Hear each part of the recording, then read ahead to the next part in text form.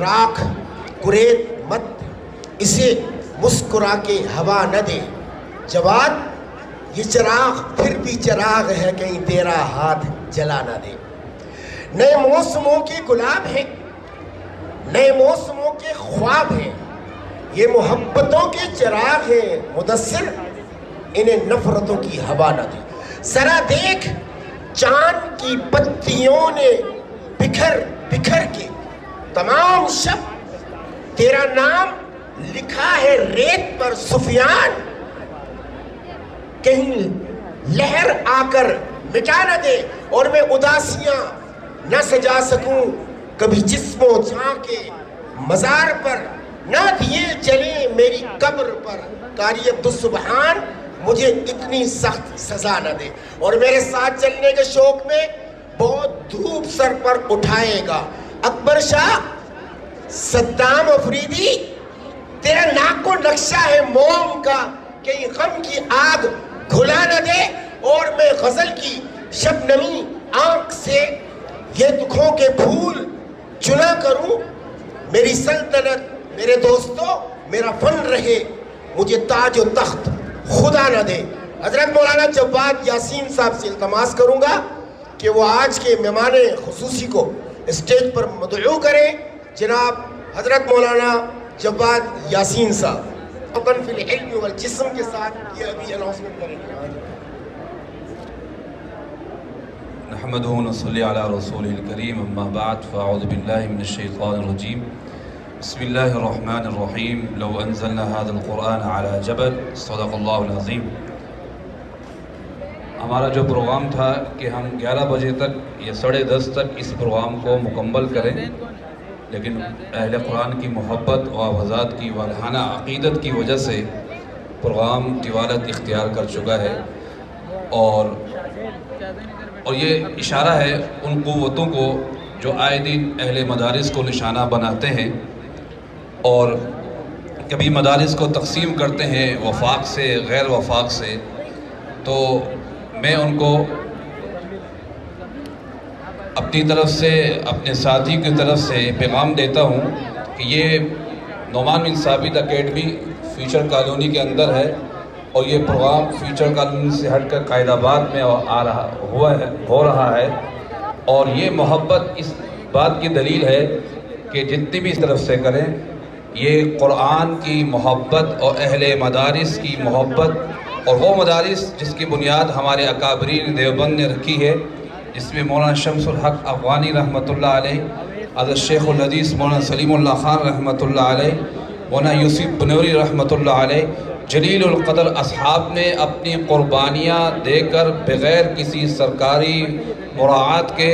اس وفاق المدارس پہلے سے زیادہ طاقتور، پہلے سے زیادہ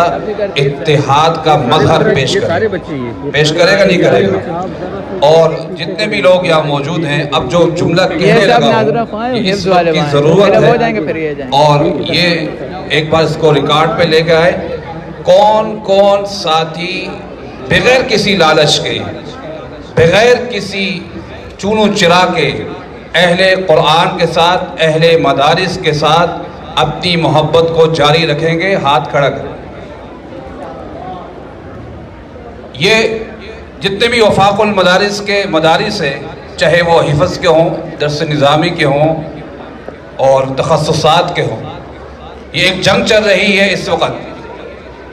اور یہ سب کا تعلق اصحاب صفہ کے اس چبوترے سے،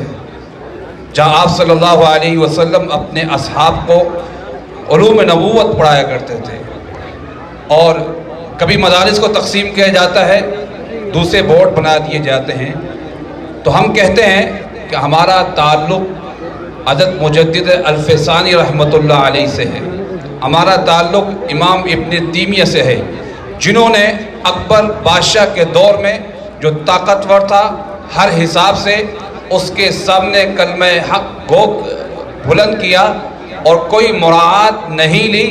اور قال رسول اللہ صلی اللہ علیہ وسلم کی صدائے بلند کی۔ ہم اس سلسلے کی کڑی کو آگے بڑھائیں گے۔ ابھی حفظ قاعدہ بنین بنات سے شروع کر اس کو زندگی رہی، طاقت رہی، صلاحیت رہی، ہم نہیں رہے، نوجوان فضلائے کرام اس مدرسے کو آگے بڑھائیں گے اور قال رسول اللہ صلی اللہ علیہ وسلم کی صدائے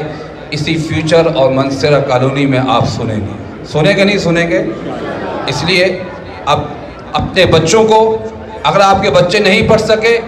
نیت کریں کہ اپنے بھتیجوں کو پڑھائیں گے، اپنے بھانجوں کو پڑھائیں گے، اپنے بھتیجیوں کو پڑھائیں گے۔ قرآن کریم کی تعلیم، حفظ قرآن کریم کی تعلیم دنیا کی سب سے مشکل ترین تعلیم ہے۔ دنیا کا سب سے مشکل ترین آرٹس اگر کہا جائے، قرآن کریم کو بچے کو حفظ کرانا اس دور میں جب موبائل عام ہو، فحاشی عام ہو، عریانی عام ہو، دشمن عام ہو، اس دور میں سب سے مشکل ترین دنیا میں جو کام ہے، چیلنج کے ساتھ کہا جا سکتا ہے، فزک نہیں، بایولوجی نہیں، قرآن کریم کا حفظ کرانا ہے۔ اسی لیے